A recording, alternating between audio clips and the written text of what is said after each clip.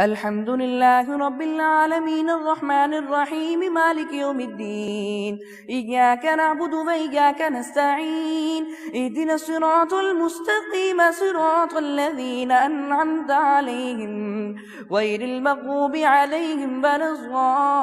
الضالين قال يا موسى إني اصطفيتك على الناس برسالاتي وبكلامي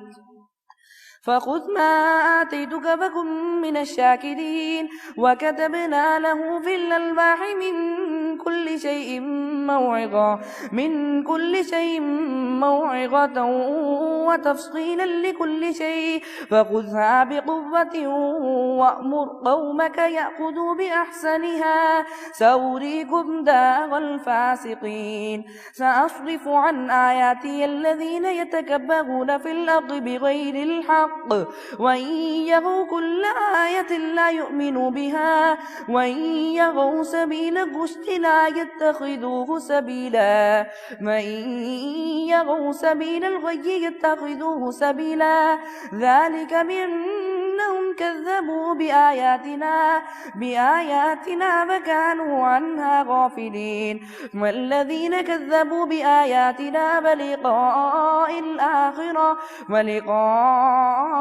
الآخرة حبطت أعمالهم هل يجزون إلا ما كانوا يعملون واتخذ قوم موسى من بعده من حليهم عجلا جسدا له خوار ألم يروا أنه لا يكلمهم ولا يهديهم سبيلا اتخذوه وكانوا ظالمين ولما سقط في أيديهم بغوا أنهم قد ضلوا قالوا لئن لم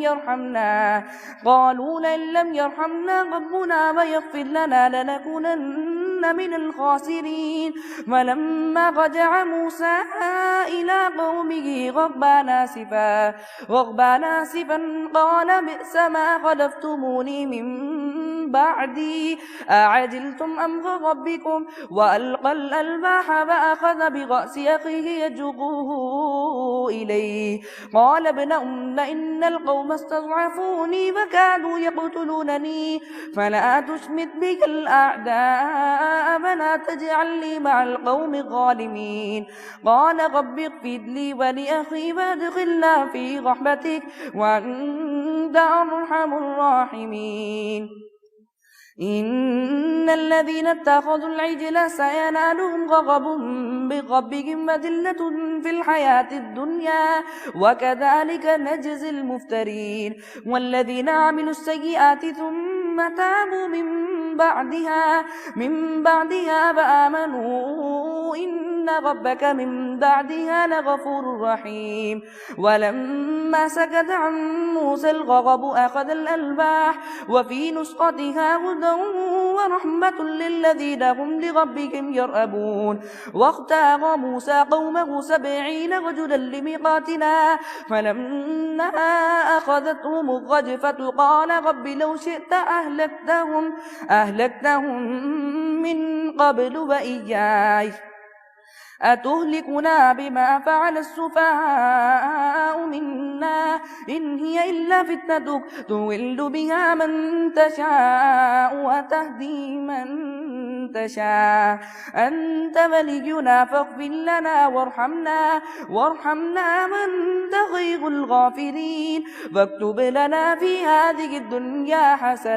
حسنة وفي الآخرة إنا هدنا إليك قال عذابي يصيب به من أشاء ورحمتي وسعت كل شيء فسأكتبها للذين يتقون ويؤتون الزكاة والذين هم بآياتنا يؤمنون الذين يتبعون الرسول النبي الأمي الذي يجدونه مكتوبا عندهم في التوراة والإنجيل يأمرهم بالمعروف وينهاهم عن المنكر ويحل لهم الطيبات ويحرم عليهم الخبائث ويضع عنهم إصرهم والأغلال التي كانت عليهم فالذين آمنوا به وعزروه ونصروه واتبعوا النور الذي أنزل معه أولئك هم المفلحون. قل يا